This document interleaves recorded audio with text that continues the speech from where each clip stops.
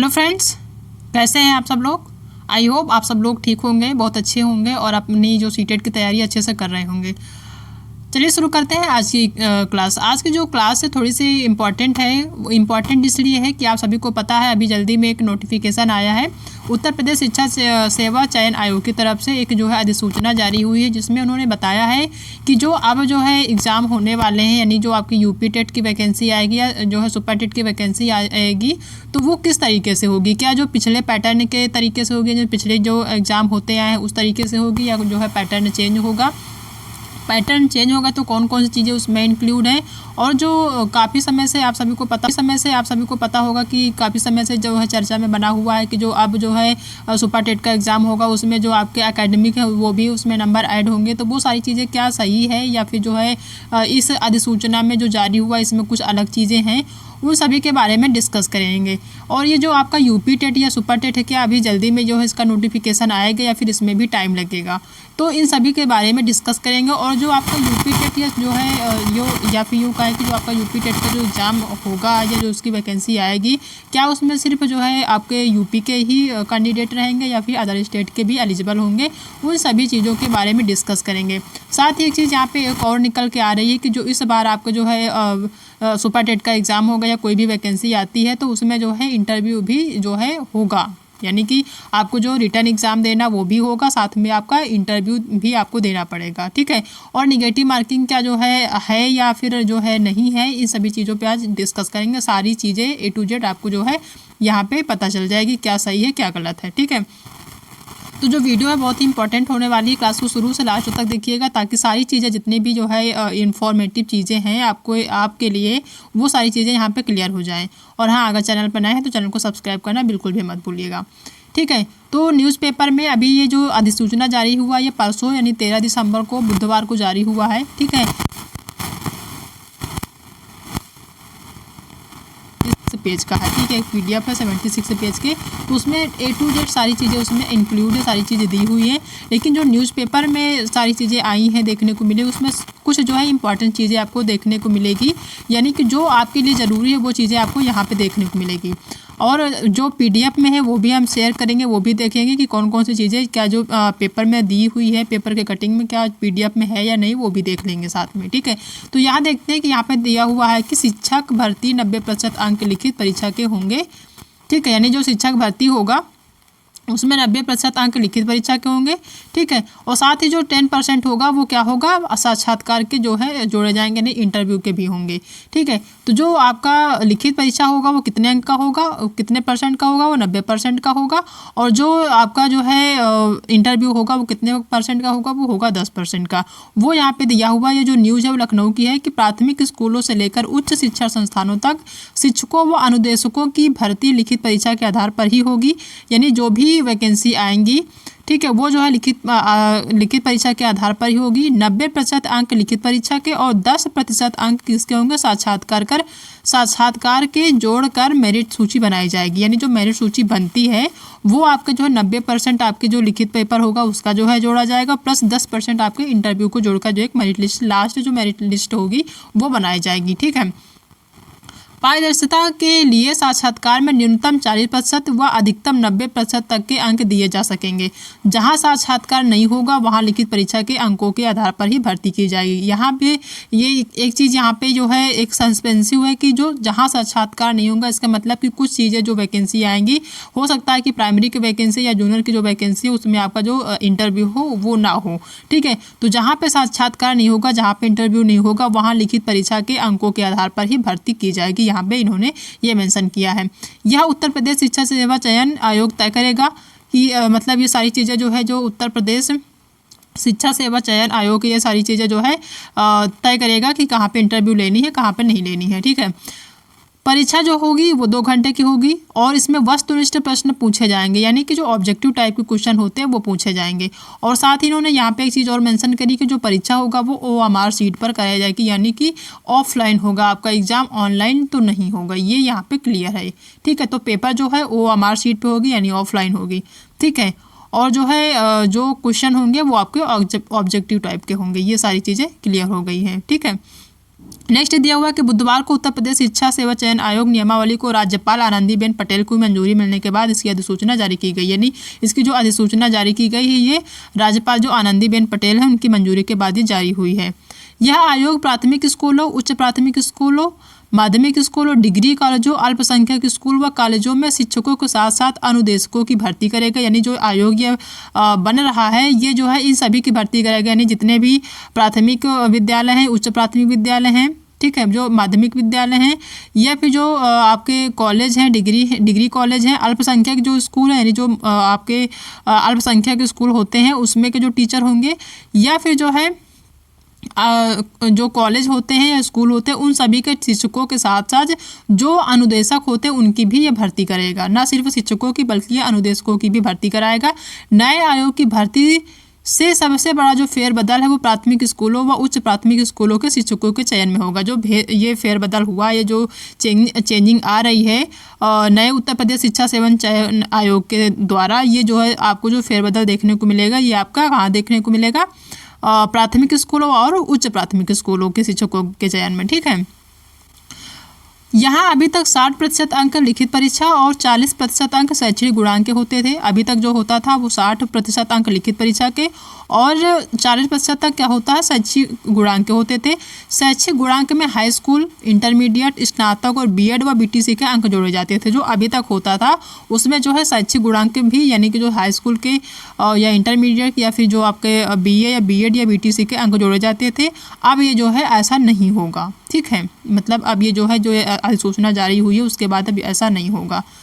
ठीक है, और इसमें की जो मेंशन है कि अब ऐसा नहीं होगा। जहाँ वही डिग्री कॉलेजों में प्राचार्यों की भर्ती में लिखित परीक्षा, साक्षात्कार और शैक्षिक प्रदर्शन सूचक एपीआई के अंक जोड़कर चयनित अभ्यर्थी की मेरिट तैयार की जाएगी। यानी जो डिग्री कॉलेजों में जो भर्ती प्राचार्यों की भर्ती होगी उसमें लिखित परीक्षा होगा, इंटरव्यू होगा, साथ ही शैक्षिक प्रदर्शन सूचक यानी एपीआई के अंक भी जोड़कर जो है जो चयनित अभ्यर्थी होंगे उनकी मेरिट तैयार की जाएगी। तो ये सारी चीज़ें इसमें दिया हुआ है, वो आप पेपर पढ़ लीजिएगा। बाकी जो आपके लिए इम्पॉर्टेंट है वो आपके लिए ये है कि जो अभी तक जो है आपके जो एकेडमिक के अंक जुड़ते थे वो नहीं जुड़ेंगे। जो भी आपका कोई भी वैकेंसी आती है तो उसमें एकेडमिक के अंक नहीं जुड़ेंगे। इसमें सिर्फ जो है आपको लिखित के जो है नंबर लाने होंगे, साथ ही जो इंटरव्यू होगा वो उसके नंबर जुड़ेंगे बस। ठीक है, और जो एग्ज़ाम का पैटर्न है वो 2 घंटे का होगा। ठीक है, और इंटरव्यू इसमें जो है अभी कंफर्म नहीं है कि आपका प्राथमिक यानी प्राइमरी में या जूनियर में इंटरव्यू होगा या नहीं होगा। तो ये सारी चीज़ें जो है आने वाले टाइम में कोई भी नोटिफिकेशन आती है तो उसमें सारी चीज़ें क्लियर हो जाएगी, किस में इंटरव्यू होगा और किस में नहीं होगा। इंटरव्यू होगा लेकिन किस में होगा ये अभी क्लियर नहीं है। ठीक है, क्योंकि इन्होंने साफ तौर पर दिया है कि जहाँ साक्षात्कार नहीं होगा वहाँ लिखित परीक्षा के अंकों के आधार पर ही भर्ती की जाएगी। यहाँ पर इन्होंने एक चीज़ और मेंशन की है कि 3 साल में भर्ती नहीं तो निरस्त होगा विज्ञापन। यानी अगर भर्ती के लिए कोई भी विज्ञापन गवर्नमेंट ने दी है, अगर 3 साल में कोई भी भर्ती कंप्लीट नहीं होती तो जो विज्ञापन होगा वो निरस्त हो जाएगा। ठीक है, तो यहाँ भी इन्होंने यहाँ पे एक चीज़ इन्होंने और मेंशन करी है। यहाँ पे साफ साफ दिया है कि शिक्षक भर्ती में 90% नंबर लिखित के और 10% इंटरव्यू के होंगे। ठीक है, तो ये सारी चीज़ें जो है न्यूज़पेपर में मेंशन है, आप देख लीजिए। ठीक है, अगर हम अधिसूचना की देखें कि जो अधिसूचना जारी हुई उसको पीडीएफ के फॉर्म में अगर देखना चाहें तो ये जो है आपका एक पीडीएफ के रूप में दिया गया जो कि 76 पेज का है। ठीक है, उत्तर प्रदेश शासन के द्वारा उच्च शिक्षा अनुभाग 5 यानी कि ये जो है अधिसूचना जारी हुई थी, कब हुई थी 13 दिसंबर 2023 को जारी हुई है। ठीक है, तो इसमें बहुत सारी चीज़ें जो है मेंशन है, 76 पेज का है तो इसमें काफ़ी चीज़ें जो है इसमें मेंशन है। लेकिन वो जो है जो इम्पोर्टेंट वैसे हमने आपको बता दिया है, तो इसमें कुछ चीज़ें आपको बता देते हैं कि कौन कौन चीज़ें कहाँ पे मेंशन है। ठीक है, तो कुछ चीज़ें यहाँ पे जो इम्पोर्टेंट है वो देख लेते हैं। बाकी बहुत सारी चीज़ें अगर आपको पढ़ना है अगर पूरा 76 पेज का पढ़ना है आपको यह अधिसूचना, तो हम अपने टेलीग्राम चैनल पे शेयर कर देंगे, वहाँ पे आप जाके पूरी चीज़ें पढ़ लीजिएगा आसानी से। ठीक है, जो चीज़ें समझ में नहीं आ रही हैं। ठीक है, तो यहाँ पे एक चीज़ जो है इम्पॉर्टेंट जो नज़र आ रही है हमको, वो आपका जो अध्याय 4 है यानी जो चैप्टर 4 है उसमें एक चीज़ मेंशन है, वो हम देख लेते हैं, आपको दिखा भी देते हैं साथ में। ठीक है, अध्याय 4 है, इसमें एक चीज़ मेंशन है राष्ट्रीयता के लिए। ठीक है, अध्याय 4 में राष्ट्रीयता के लिए एक चीज़ दिया हुआ है कि जो अध्यापक या अनुदेशन के पद पर सीधी भर्ती के लिए यह आवश्यक होगा कि अभ्यर्थी नागरिकता अधिनियम 1955 के अनुसार भारत का नागरिक हो। कहने का मतलब अगर कोई भी वैकेंसी निकलती है आने वाले टाइम पे तो जो नागरिकता होगी वो जो है भारत का नागरिकता होगा, यानी कि कोई भी कैंडिडेट है वो भारत का निवासी होना चाहिए, वो जो है फॉर्म अप्लाई कर सकता है अगर उसने बीएड बीटीसी करी है तो ठीक है। यानी नागरिकता के मामले में वो जो है भारत का होना चाहिए। तो इसमें साफ तौर पे ये क्लियर है कि जो अदर स्टेट के जो कैंडिडेट हैं वो भी एलिजिबल होंगे इस वैकेंसी में, इस अधिसूचना के जारी होने के बाद ये चीज़ यहाँ पे क्लियर है, ठीक है। और एक चीज़ यहाँ पे है क्लियर, वो भी दिखा देते हैं। यहाँ अध्याय 5 में जो चयन की प्रक्रिया दी गई है ये हम देख लेते हैं, ठीक है। इसमें दिया हुआ कि आयोग आवेदन पत्रों की समीक्षा करेगा और अध्यापक तथा अनुदेशक के पद के संबंध में लिखित परीक्षा आयोजित करेगा। इन्होंने दिया कि लिखित परीक्षा आयोजित करेगा। लिखित परीक्षा में 2 घंटे की कालावधि का एक वस्तुनिष्ठ प्रश्न पत्र, यानी 2 घंटे का जो टाइम होगा ये 2 घंटे का होगा। उसमें जो है वस्तुनिष्ठ प्रश्न यानी ऑब्जेक्टिव होंगे, जिसमें सामान्य ज्ञान एवं संबंधित वैकल्पिक विषय होगा, यानी जो भी सब्जेक्ट है वो भी होगा, साथ में सामान्य ज्ञान भी इसमें इंक्लूड है लिखित परीक्षा में। लिखित परीक्षा के लिए पूर्णांक का 90% अंक तथा 10% अंक साक्षात्कार के लिए होगा। यानी जो लिखित परीक्षा होगा उसमें जो है पूर्णांक का 90% अंक तथा साक्षात्कार के लिए 10% अंक जो है लाना होगा, ठीक है। जहाँ साक्षात्कार नहीं होगा वहाँ लिखित परीक्षा, इसमें साफ तौर पे दिया हुआ है कि जहाँ साक्षात्कार नहीं होगा वहाँ लिखित परीक्षा पूर्णांक का 100% अंक होगा। पूर्णांक का निर्धारण आयोग द्वारा किया जाएगा। यानी जिस वैकेंसी में, जैसे मान लीजिए प्राइमरी की कोई वैकेंसी निकलती है तो उसमें हो सकता है कि साक्षात्कार न कराएं, यानी कि जो है इंटरव्यू न कराएं, तो उसमें अगर इंटरव्यू नहीं होगा तो जो है क्या होगा, लिखित परीक्षा का जो पूर्णांक होगा उसका 100% अंक होगा। पूर्णांक जो निर्धारण होगा, यानी जो भी पूर्णांक निर्धारण होगा वो जो है आयोग द्वारा किया जाएगा। जो भी मेरिट जाएगी वो आयोग द्वारा निर्धारित होगा, ठीक है। तो यहाँ पे एक चीज़ जो है दिया हुआ है कि कुछ चीज़ों में वो जो है इंटरव्यू होगा और कुछ में नहीं होगा। तो किस में होगा इंटरव्यू वो आने वाले टाइम में पता चलेगा, ठीक है। बाकी चीज़ें जो है आपके लिए इंपॉर्टेंट उतनी खास नहीं है। जो भी इंपॉर्टेंट आपके लिए जाननी है वो हमने यहाँ पे डिस्कस कर ली है, ठीक है। यानी कि जो ये अधिसूचना जारी हुआ है इसमें एक चीज़ क्लियर हो गई कि अब जो वैकेंसी निकलेगी उसमें आपका एकेडमिक ऐड नहीं होगा, ठीक है। एग्ज़ाम जो होगा वो आपका लिखित पेपर और इंटरव्यू के आधार पे होगा। जो भी चीज़ें होंगी उसमें लिखित पेपर कंपलसरी लिखित पेपर के हिसाब से जो है पेपर होगा, साथ ही इंटरव्यू भी होगा। और जो लिखित पेपर होगा आपका वो ऑब्जेक्टिव टाइप का होगा। ऑब्जेक्टिव टाइप का तो होगा, साथ ही क्या होगा, ये ऑफलाइन पेपर होगा, ऑनलाइन नहीं होगा।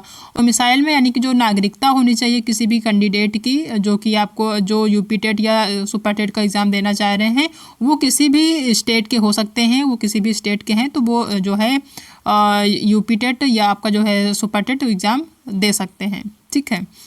यानी इसमें भारत के नागरिक होने चाहिए, ठीक है। यानी अदर स्टेट के जो है कैंडिडेट एलिजिबल होंगे। तो ये सारी चीज़ें क्लियर हैं। और हाँ, अगर रही बात यूपी टेट की, तो जो ये अधिसूचना जारी हुई है इसके बाद से जो है ये काफ़ी ज़्यादा संभावनाएं बन रही हैं कि आपका जो यूपी टेट है उसकी वैकेंसी आने वाले टाइम में आपको देखने को मिल सकती है और बहुत जल्द ही देखने को मिल सकती है। क्योंकि जो ये शिक्षा सेवा चयन आयोग जारी इसने अधिसूचना जारी करी है, किसी को नहीं पता था कि भी अभी जल्दी में अधिसूचना जारी हो जाएगी, लेकिन ये जारी हुई तो साथ ही साथ ये चीज़ जो है कन्फर्म हो गई कि आपका जो यूपी टेट की वैकेंसी है ये बहुत जल्द ही आएगी।